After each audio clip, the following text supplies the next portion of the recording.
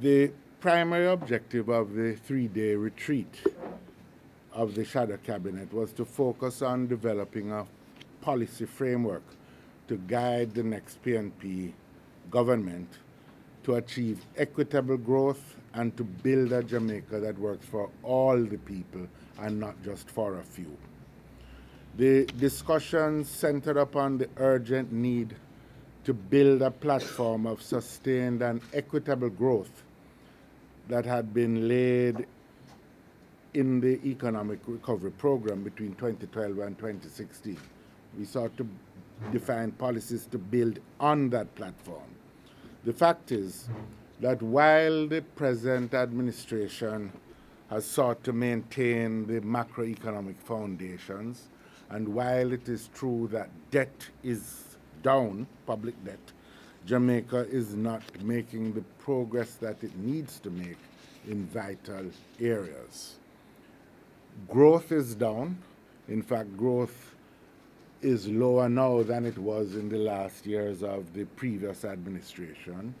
And growth estimates by the PIOJ have in fact been reduced and are lower than they were when we left office. Price increases are greater as measured by inflation and are putting a severe strain on family budgets. The country's ranking in relation to the ease of doing business is down.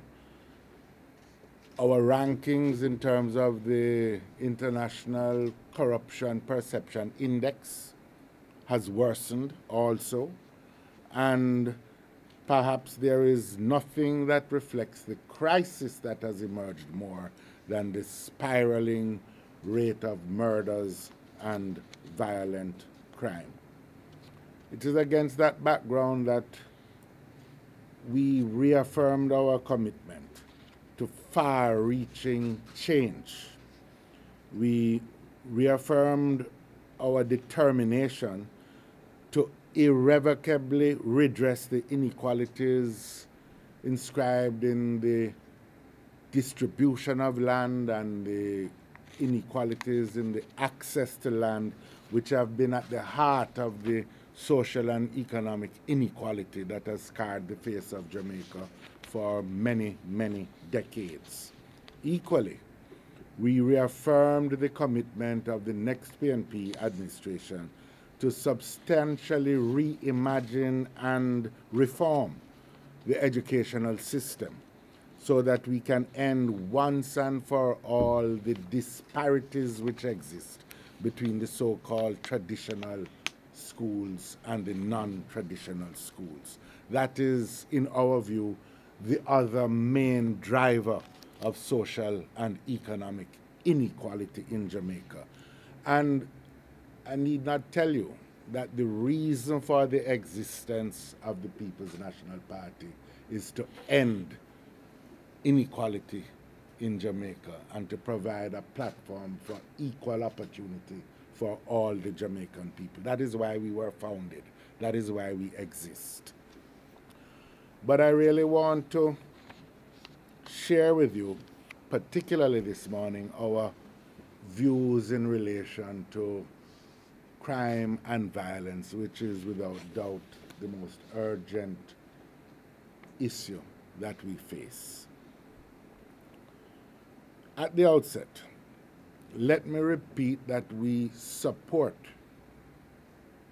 the declaration of the state of emergency in St. James.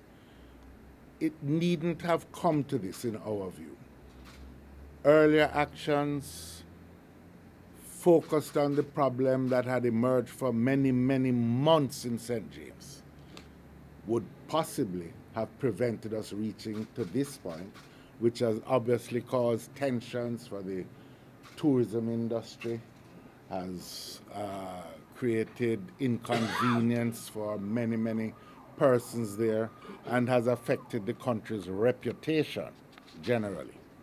But something had to be done.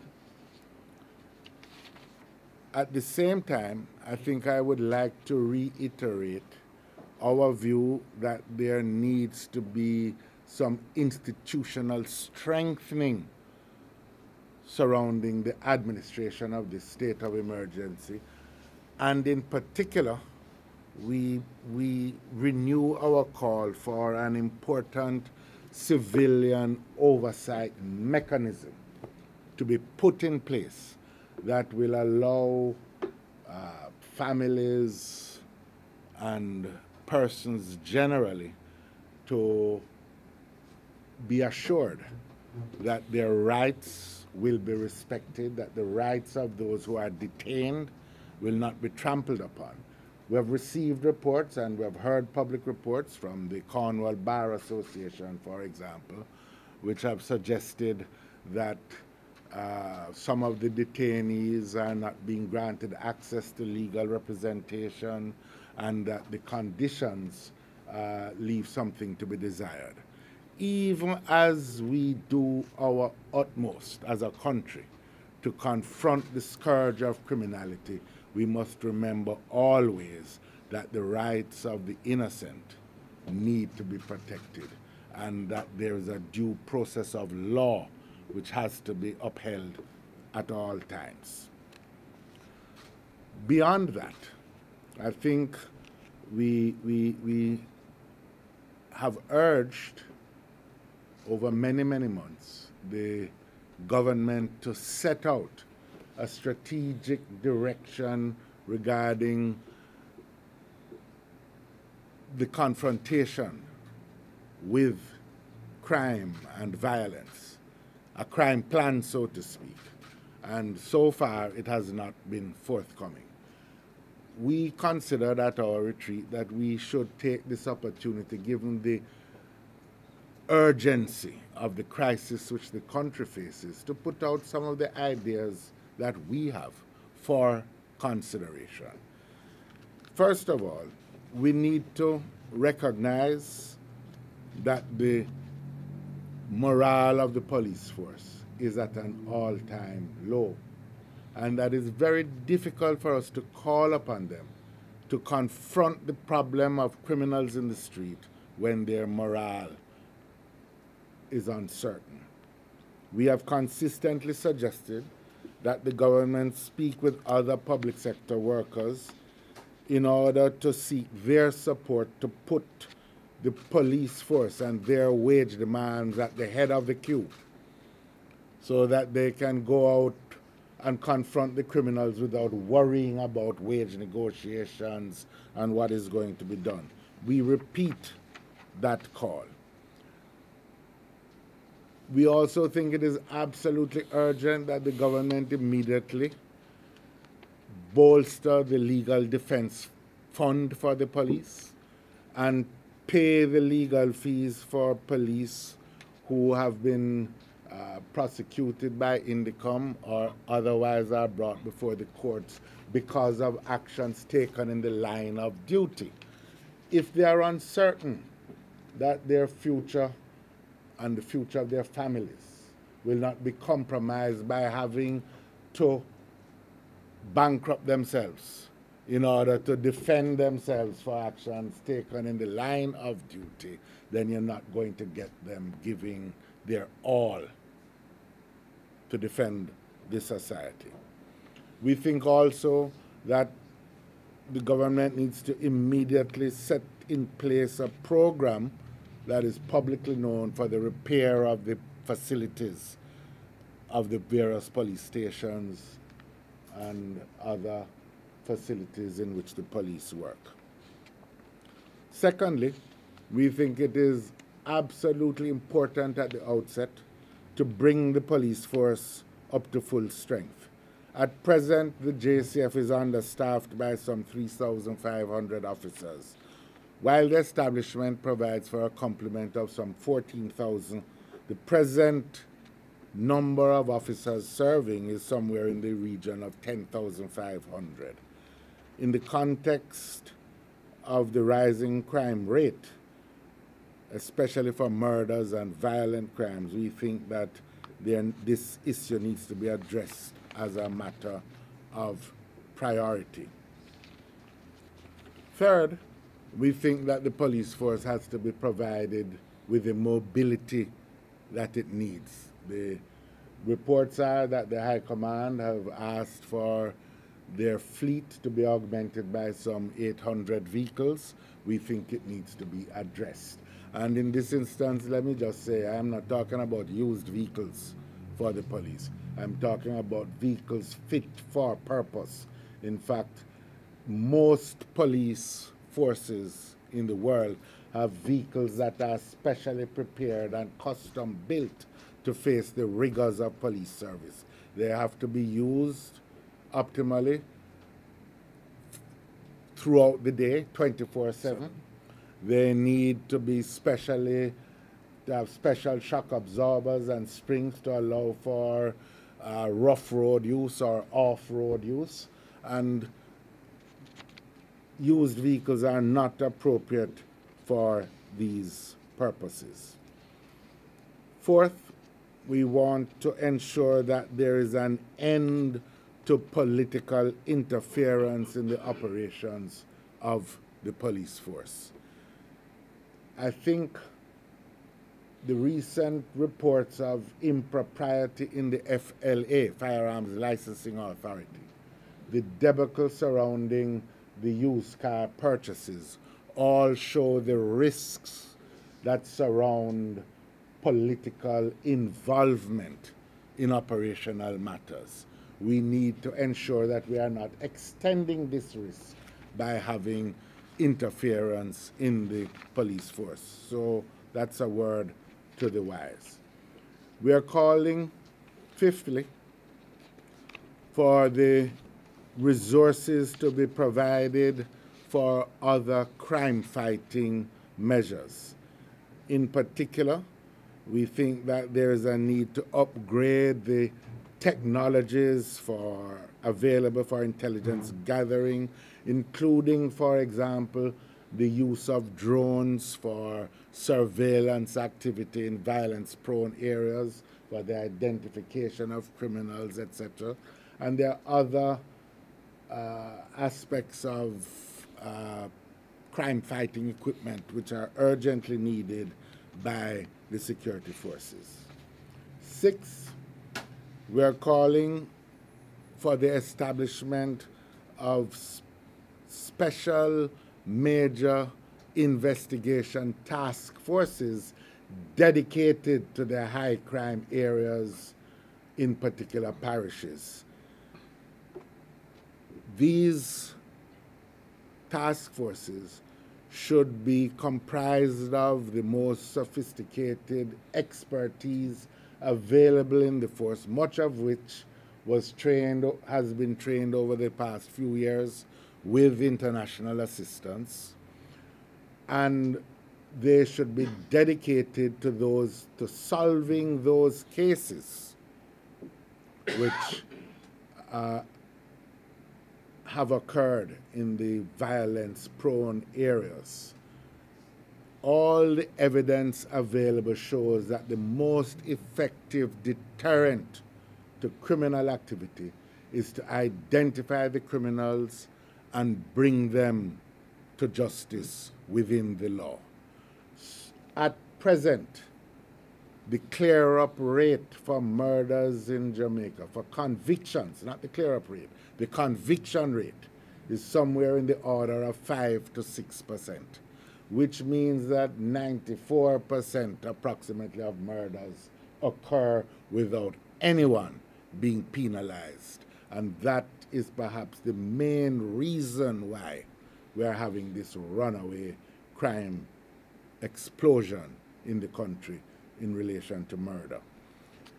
We think also, as we learned during Operation Kingfish and as we learned with MOCA, that legal expertise needs to be provided as part of the task forces so that they can guide the investigators at the same time as they are investigating in preparing the cases for prosecution.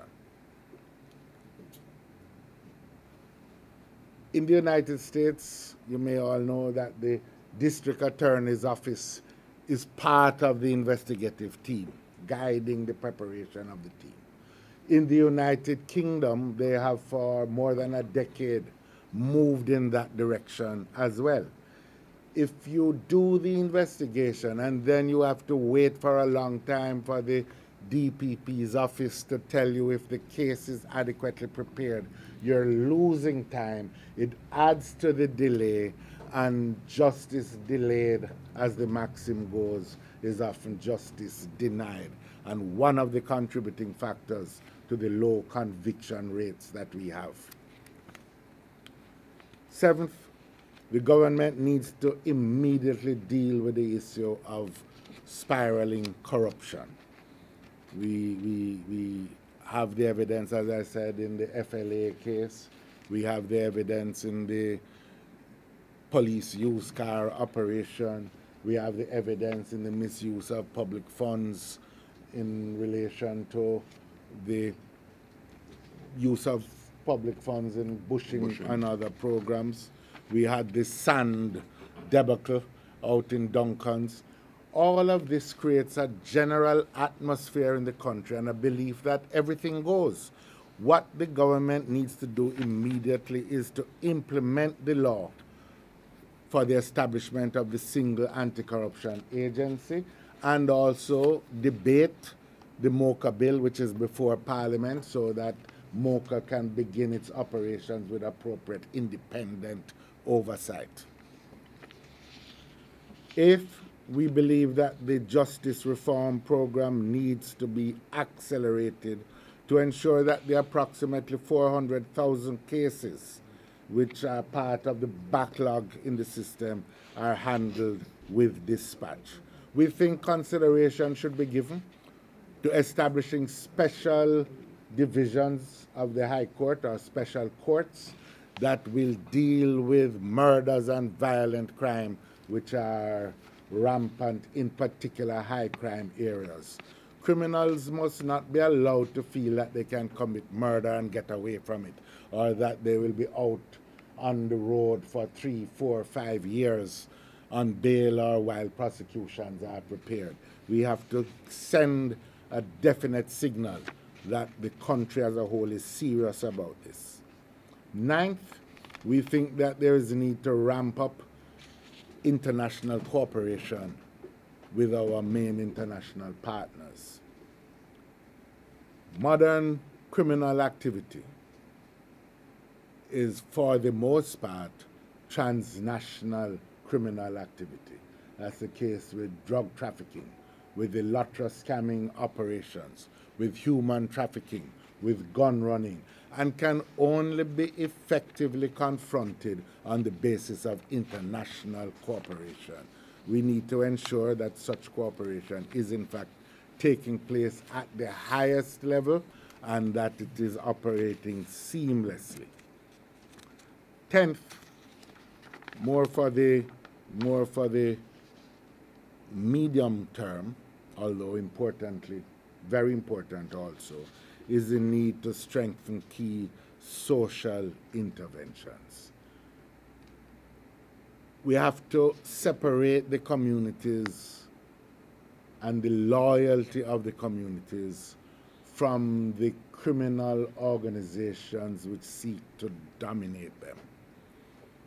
And that means resourcing organizations like the Peace Management Initiative, strengthening the administration of the Citizen Security and Justice Program, and in particular, defining a program to reach out to the unattached youth who are the main recruits for these criminal organizations.